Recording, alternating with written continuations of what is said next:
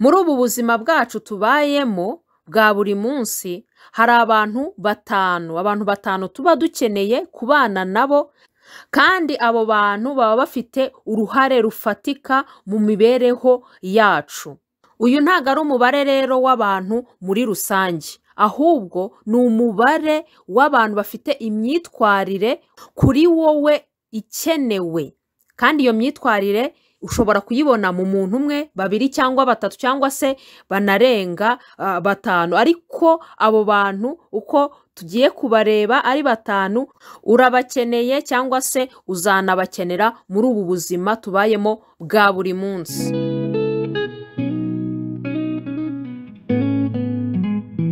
Ramba kandi ugire amahoro, wowe ukurikiranye Lioness 250, Lioness Desa 50 cyangwa se Lioness 25. Ndongera ndagarutse kuri wa mwanya wacu, kuri wa mwanya twihaye wo kujya twibukiranya ku bikorwa byacu bya buri munsi, ibyo dukwiriye gukosora, ibyo dukwiriye kunonosora, n'ibyo dukwiriye gukora kugira ngo dukomeze gutwara neza ubuzima bwacu. Reka mbanze ngushimire cyane rero wowe ugira uruhare mu kwibukiranya kwacu, wowe wakoze subscribe, wowe uduha comment, wowe uduha like, ndetse nawe usangiza abandi ibyo tugenda twibukiranyaho. Umuntu wa mbere ukeneye mu buzima bwawe buriya ngo ni umuntu ugutega amatwi. Umuntu ugutega amatwi ni umuntu uguha umwanya akumva neza ibyo uri kumubwira, akabiha agaciro kandi nta kindi kimurangaje.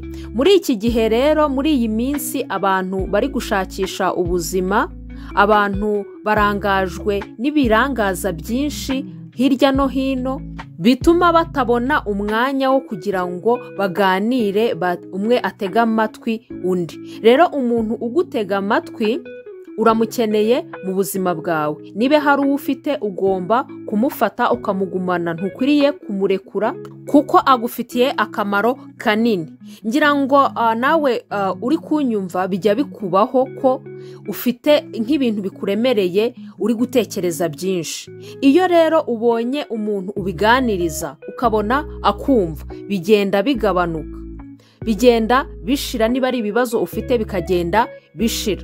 Niho rero hazava no kurwanya cyangwa se kudahura n'izi ndwara zijyanye n'imitekerereze, harimo agahinda gakabije cyangwa se ibyo basigaye bita cyane muri iyi minsi kugira depression. Iyo umuntu afite umutega amatwi, iyo ndwara rwose ntago ishobora kumugeraho. Niyo mpamvu rero umuntu ugutega amatwi umukeneye uko byagenda kose, cyane cyane noneho muri iyi minsi abantu bakeneye ababatega amatwi.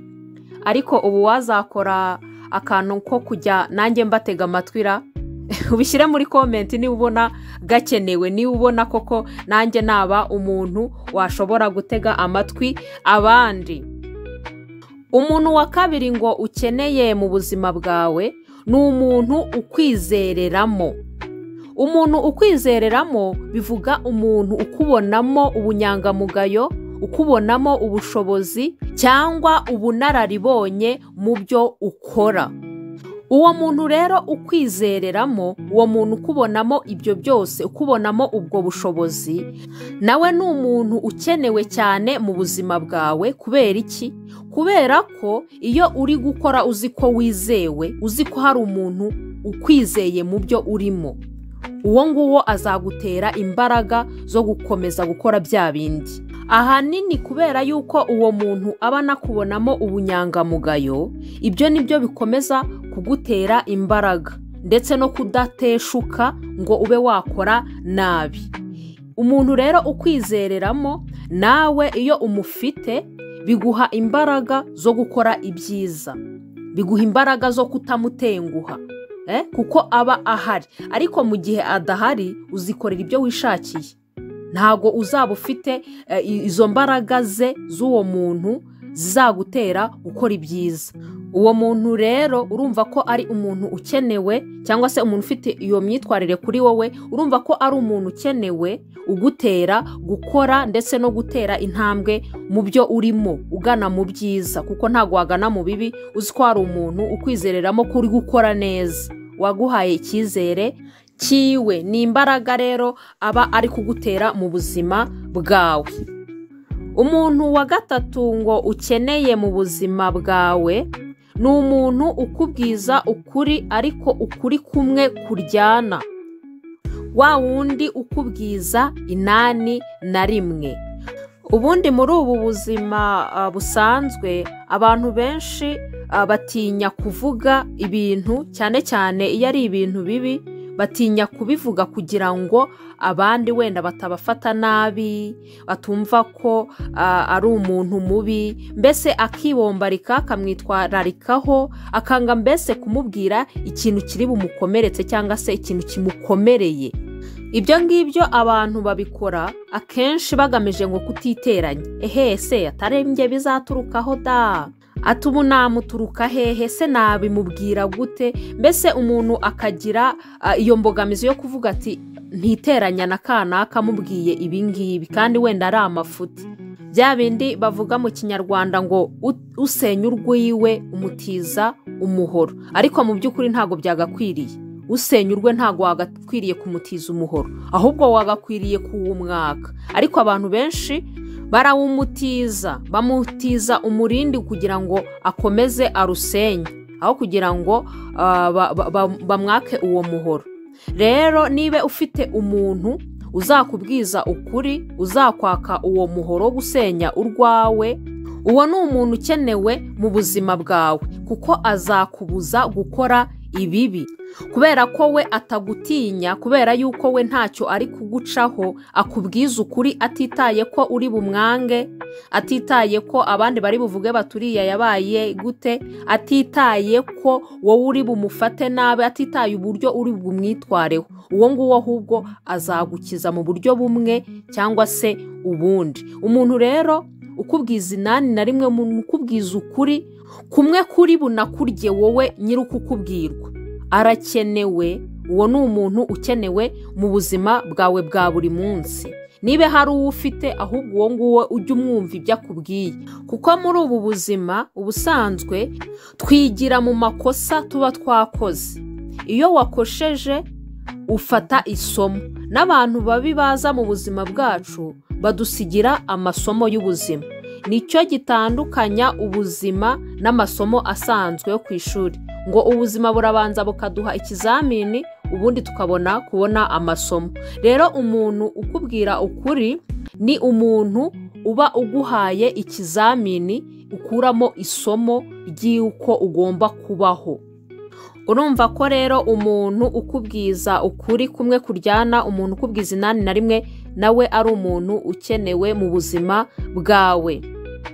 Umuntu wa 4 ngo ukeneye mu buzima bwawe ni umuntu ugufasha kugumana ubuzima buzira umuze.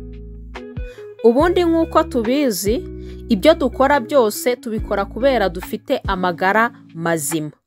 Iyo warwaye ibintu byinshi birahagarara, ntiwatekereza icyo gukora kandi urwaye.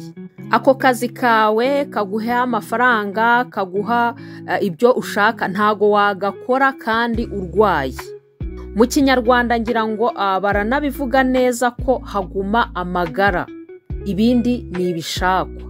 Rero umuntu ugufasha gusigasira ubuzima bwawe ni umuntu w'ingenzi uba ukenewe. Ngira ngo murabizi ko hano natwe twibukiranya ibijyanye no gusigasira ubuzima bwacu, kandi twebwe ni nacyo twiyemeje kujya twibukiranya, kubera ko abantu bumva ibintu kenshi, ariko ku bijyanye no kugira ngo bakomeze babibemo bisaba kugira ngo ukomeze ubibutsa. Umuntu niko aremwe, iyo utamwibukije hari ibyo yirengagiza, hari ibyo yanga gukora, kandi atari uko abizi ahubwo abura umwibutsa gukora ibyo bintu. Twebwe rero hano kuri Lioness 250 nicyo tumaze ni ukugira ngo tujye twibukiranya kuri ibyo ngibyo nyine bikwiriye gukomeza kwitabwaho mu buzima bwacu bwa buri munsi. Uwo muntu ugufasha gusigasira ubuzima niwe uzasanga ari kujya kugukoresha siporo cyangwa se agushishikariza kujya gukora siporo, niwe uzasanga akubwira ibyo ukwiriye kurya, akagufasha no kumenya ibyo warya bifite akamaro. Ashobora no kubigutekera, ashobora kukubwira uburyo uzajya ubiteguramo. Uwo ni umujyanama mu mirire. Uwo ni ugufasha gusigasira ubuzima bwawe mu bijyanye n'imirire. Nuriya mukozi wawe mu rugo umwe ugutekera, nawe afite uruhare muri uko gusigasira ubuzima bwawe, kuko ibyo agutekeye nibyo bizagutunga, bigatuma ugira amagara mazima cyangwa se bigatuma ugira ibibazo by'ubuzima. Uriya muganga ugana mu gihe wagize ikibazo cy'ubuzima, uriya agufasha kugira ngo ubuzima bwawe bwongere kubaho. Uretse muri ibi bihugu byacu biri mu nzira y'amajyambere, ibihugu byateye imbere byo buri muntu aba afite umuganga we wihariye umufasha gusigasira ubuzima. Urumva ko rero umuntu ugufasha kugumana ubuzima buzira umuze, ubuzima buzima, ubuzima butazima, ni umuntu ukenewe kandi ntaho wabihungira. Uwo muntu arakenewe mu buzima bwawe. Uwo ni umuntu wa kane tumaze kubona mu bantu ukeneye mu buzima bwawe bwa buri munsi. Umuntu wa gatanu ukeneye mu buzima bwawe, ari nawe wa nyuma uyu munsi turi buvugeho, ni umuntu ugukangura. Nk'uko hano kuri Lioness 250 tugenda twibukiranya, hano natwe turakangurana. Umuntu ugukangura ni wa muntu uzakwibutsa kugira ngo ukore ibyo ugomba gukora. Ni umuntu ubona hari icyo utari kuzuza, akaza akakubwira ati ese iki ngiki utari kugikora uri mu biki. Ni wa muntu urakubwira ati ko wakererewe kujya gukora ibi ngibi. Ni wa muntu urasanga aho uri mu byo bidakenewe cyangwa se ibyo utagakwiriye kuba urimo, akakubwira ati va ahangaha ushigenda jya mu byo ukwiriye kuba urimo. Uwo muntu rero ugukangura nawe ni umuntu ukenewe mu buzima bwawe, kubera yuko no muri kamere muntu dukunda kuba abanebwe, ngo buriya ntago umuntu aba ashaka kugira ngo abyuke ajye gukora, akora ibintu bimuvunnye. Umuntu aba ashaka kwisinzirira akigumira muri ibyo ngibyo bidafite aho biri bumugeze, kuko nibyo bimworohera, nibyo byorohera kamere muntu. Wa muntu rero uzaza kugukangura akagukura muri ibyo bibi, akagukura mu ibyo bitotsi, akakubwira ati jya gukora, va mu bibi ujye muri ibi ngibi nibyo byiza. Urumva ko ari umuntu ukenewe mu buzima bwacu. Aba bantu tumaze kubona uko bagera kuri batanu, ushobora kubabona mu muntu umwe cyangwa se mu bantu barenze umwe. Rero niba ufite abo bantu ntuzabarekure, kubera ko niba ukurikije uko twagiye tubavugaho, barakenewe mu buzima bwacu bwa buri munsi. Nicyo twibukiranyagaho uyu munsi. Niba hari icyo wungutse cyangwa wibutse mu byo twavuzeho, muri aba bantu twavuzeho, usangize abandi. Ikindi uduhe komenti, kandi niba ari ubwa mbere ugeze ahangaha, ntusige udakoze subscribe kugira ngo nawe udutere inkunga yo kujya twibukiranya. Hano kuri Lioness 250 turibukiranya, buri wese aba afite uruhare mu byo twibukiranyaho, kubera yuko ibyo twibukiranyaho ni ibyo mu buzima bwacu bwa buri munsi busanzwe. Ndagushimiye cyane rero, reka dusubikire ahangaha, tuzasubukure ubutaha. Ciao, bye.